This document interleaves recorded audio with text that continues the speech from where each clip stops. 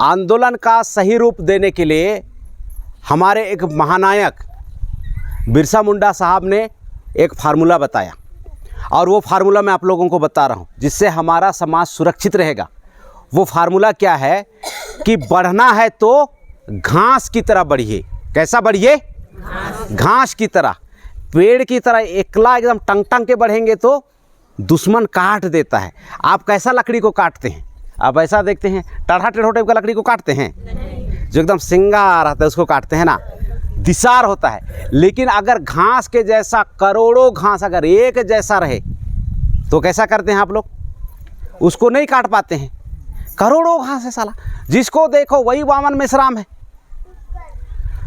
इसीलिए ये जो भारत मुक्ति मोर्चा है हमारे तमाम लोगों को प्रशिक्षण दे रहा है। किस चीज़ का प्रशिक्षण दे रहा है? निडर नेतृत्व का।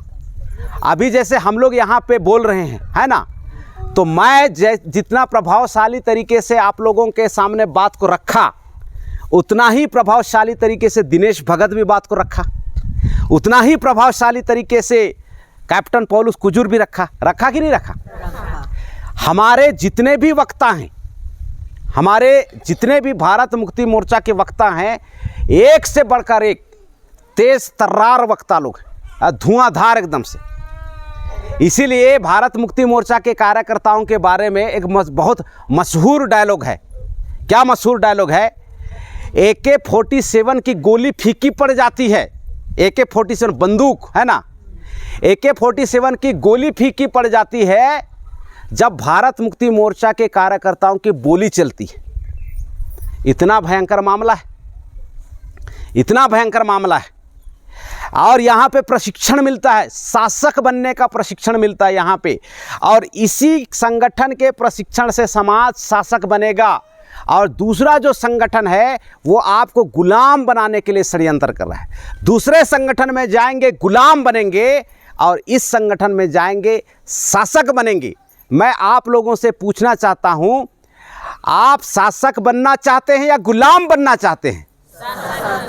तो शासक बनने के लिए साथियों सिर्फ एक रास्ता है, और उस रास्ता का नाम है भारत मुक्ति मोर्चा।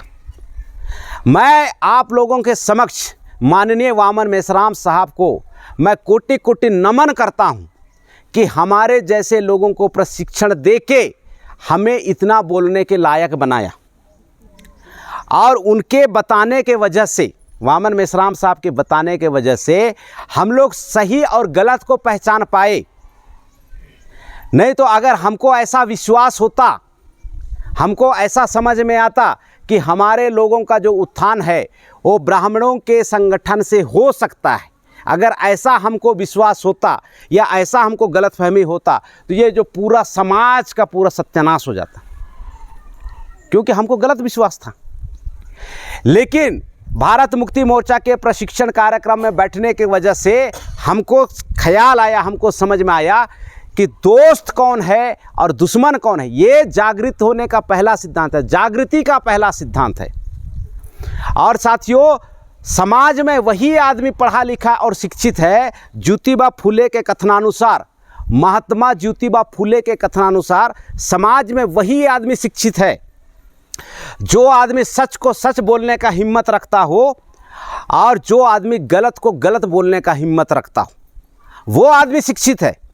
अगर इस फार्मूला को पूरे जसपुर जिला के, पूरे छत्तीसगढ़ के और पूरे देश के लोगों के सामने अगर इम्प्लीमेंट किया जाए तो कोई भी गलत हो रहा है, पूरा एक साथ में लोग खड़े होते फिर ये गलत है, समस्या का समाधान हो जाता कि नहीं हो जाता?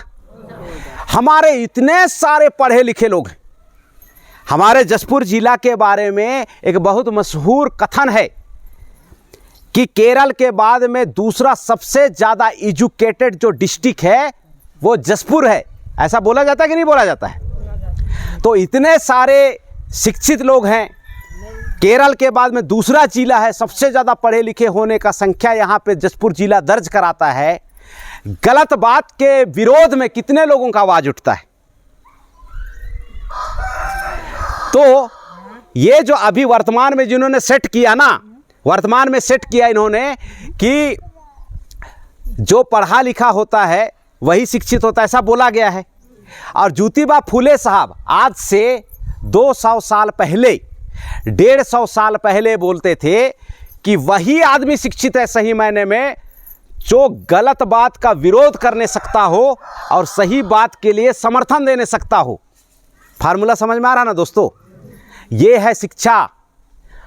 आज मैं एमए पढ़ा हूँ, है ना, जो मेरी जो पोस्ट ग्रेजुएशन है, मेरी जो पढ़ाई है, उसके वजह से मैं विरोध नहीं कर पा रहा हूँ। मैं जब मुझे ज्ञात हुआ कि सही मायने में शिक्षित आदमी वो है जो सच का समर्थन देने सकता है और सही मायने में शिक्षित आदमी वो है जो गलत बात का विरोध करता है। और मैं आज इस सभा के माध्यम से आप तमाम लोगों को और आपके माध्यम से सोशल मीडिया में देखने वाले मेरे तमाम दोस्तों को मैं एक संदेश देना चाहता हूं कि आप सही चीज़ का समर्थन करना सीखिए और गलत चीज़ का विरोध करना सीखिए। एक बहुत मशहूर कहावत है। कहावत क्या है मैं आपको बता रहा हूँ। वो कहावत क्या है कि दुष्ट लोगों की दुष्टता के वजह से समाज को उतना नुकसान नहीं पहुंचता है जितना कि अच्छे लोगों की निष्क्रियता की वजह से समाज को नुकसान पहुंचता है। अभी हमारे समाज के खिलाफ में आवाज़ उठा, हमारे समाज के खिलाफ में कुछ लोग काम करने का दुस्साहस किया और हम लोग खड़े होकर विरोध किए, तो वो मामला सेट हुआ कि नहीं हुआ? मामला सेट हुआ कि नहीं हुआ? ऐसा ही आप लोगों को भी करना है। डरने की जरूरत नहीं है। संविधान पावरफुल है। संविधान आपके पक्ष में लिखा गया है और जो भी आदमी संविधान के विरोध में काम करेगा, आप लोगों को लग रहा है अरे रूपनारायण एक्का आज तो आप सरपंच नहीं है, पंच नहीं है, वार्ड पंच नहीं है, भरोसा रखो 2-5 साल के अंदर में व्यवस्था परिवर्तन आने वाला है। व्यवस्था परिवर्तन आएगा, मूल निवासियों की सरकार छत्तीसगढ़ में बनेगी, मूल निवासियों की सरकार भारत देश में बनेगा। और जो भी आज संविधान के विरोध में अपने संवैधानिक पद का गलत इस्तेमाल कर रहा है, आप लोगों के विरोध में 5 साल के बाद में सरकार बदल जाएगा। जो आपके विरोध में, संविधान के विरोध में जो गलत काम कर रहा है, उस आदमी का इन्वेस्टिगेशन कमीशन बैठ जाएगा और संविधान में जो संविधान द्रोह करता है और जो देशद्रोह करता है उसकी जो सज़ा है वो फांसी की सज़ा है। साथियों, छोटा मोटा बात नहीं है, इसलिए आप लोगों को घबराने की ज़रूरत नहीं है। और भारत मुक्ति मोर्चा हमेशा जो लड़ाई आपको लड़ने के लिए बोलता है वो कानून और संविधान के दायरे में लड़ाई लड़ने के लिए बोलता है। और इसमें मैं बार बार बोलता हूं कि इसमें महारत हासिल है भारत मुक्ति मोर्चा को। संविधान में के दायरे में रहते हुए, संविधान के साथ में काम करते हुए, कानून के दायरे में, संविधान के दायरे में काम करते हुए हम लोग बहुत ही अच्छे तरीके से व्यवस्था परिवर्तन कर सकते हैं। और आने वाले समय में ये बहुत आसानी से ये संभव हो जाएगा। आप लोगों को साथ देना है, आप लोगों को प्रशिक्षण लेना है। और प्रशिक्षण वो चीज़ है जो इंसान को जानवर बना देता है और जानवर को इंसान बना देता है। प्रशिक्षण में इतनी ताकत है। और मेरे को पूर्ण विश्वास है कि हमारे तमाम साथी लोग भारत मुक्ति मोर्चा के बैनर पे निरंतर प्रशिक्षण लेंगे और प्रशिक्षण लेते लेते इस देश का शासक बनेंगे। और आज इस सभा के माध्यम से आप लोगों को मैं तमाम शुभकामनाएं देता हूं भविष्य में संघर्ष करने के लिए, आंदोलन करने के लिए। और निरंतर हम लोग आंदोलन में शामिल रहेंगे, आंदोलन के मैदान में मिलते रहेंगे। और इसी बातों के साथ में साथियों आज की प्रबोधन को मैं समाप्त करता हूं। आप समस्त साथियों का बहुत बहुत धन्यवाद। जय मूल निवासी।